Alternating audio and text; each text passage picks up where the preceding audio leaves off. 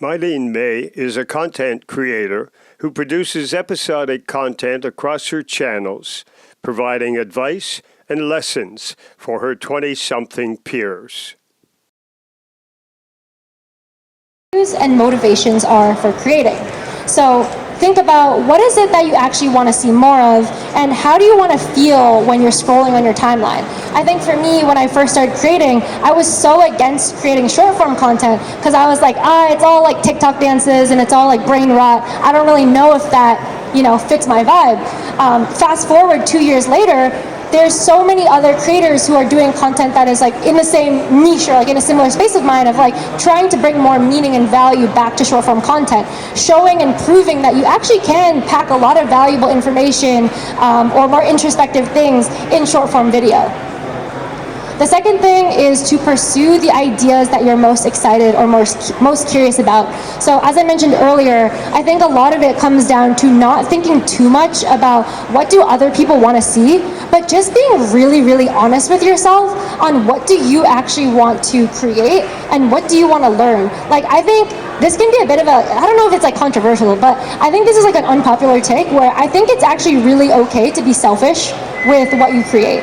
Because the selfishness, in a way, will keep you creating long enough for you to actually see what's working and what's not. So in a way, like, I think all of the times we think about like how can we make value for someone else, but at the end of the day, it's like, what are you actually just genuinely excited about? And like, it might seem silly, it might seem dumb, but if it's something that you're excited about, then like, I think you should just go for it. So the third part of that is create for long enough to gather enough information. So what I mean by that is, I think we often give up or we stop doing something before it even had the chance to like really come to fruition.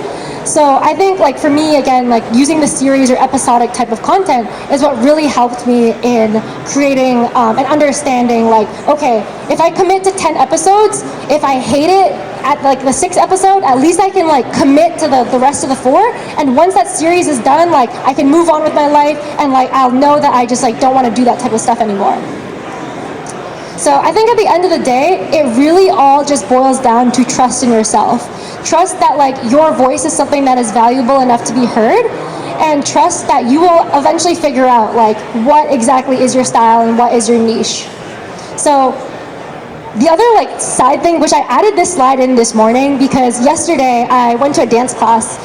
Some of you might know this, but I've been trying to take dance more seriously. So I've been like taking a lot of dance classes, and yesterday it was really, really serendipitous timing that my dance instructor had said, the only way to find your voice is to use it.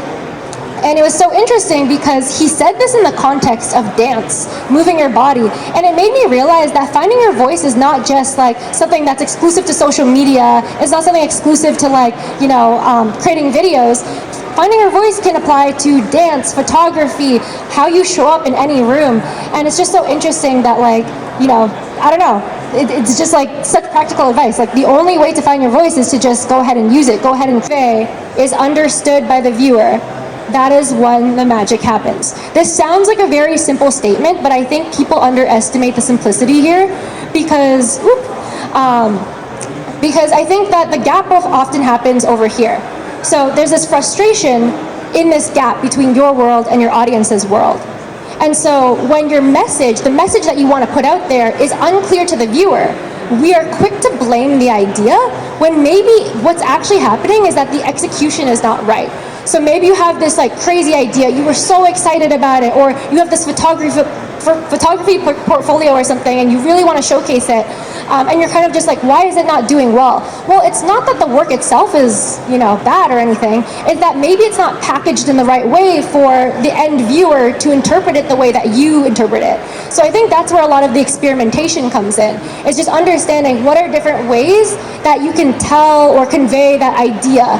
So before you scrap an idea, just think about how other people might understand it, because maybe what's happening is that how you understand it in your head is not how other people are understanding it. So what is the solution here? I think the big solution is experimentation that is led by curiosity. So as you kind of saw when I was recapping the brief history of like my content creation journey, in the beginning, experimentation for me looked like a bunch of really random things. Like we had the Strangers project, we had like travel content. I was just trying a bunch of different formats at that time.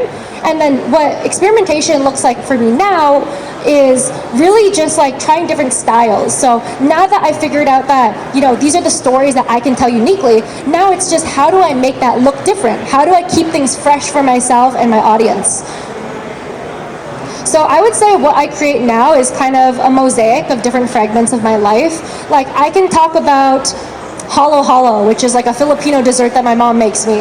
I can talk about the lamps in my house. I can talk about like clothing. I can talk about like, lessons that I've learned, whatever it may be. But people still know that it's my video.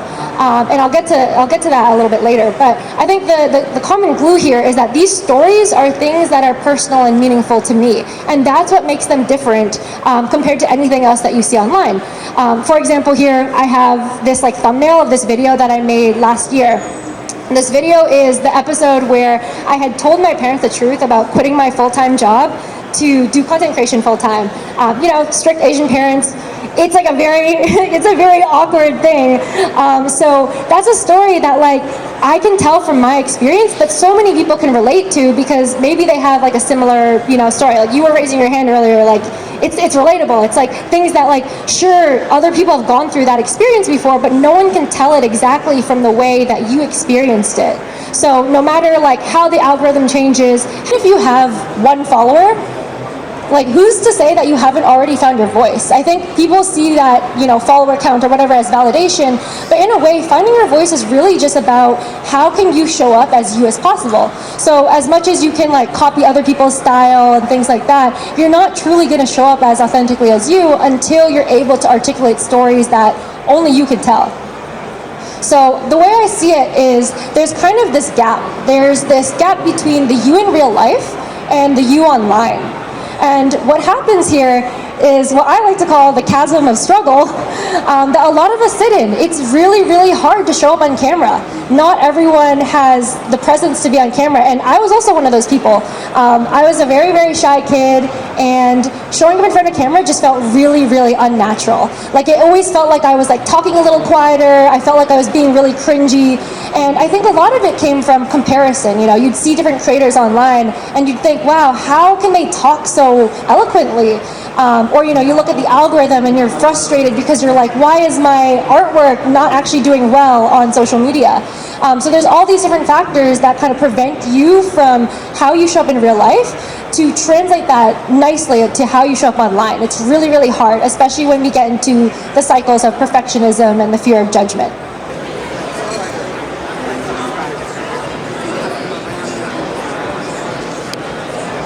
But if you think about it, like those moments are, I don't know if I'd call them rare, but they're really special in a sense that like there's a reason that caught your eye.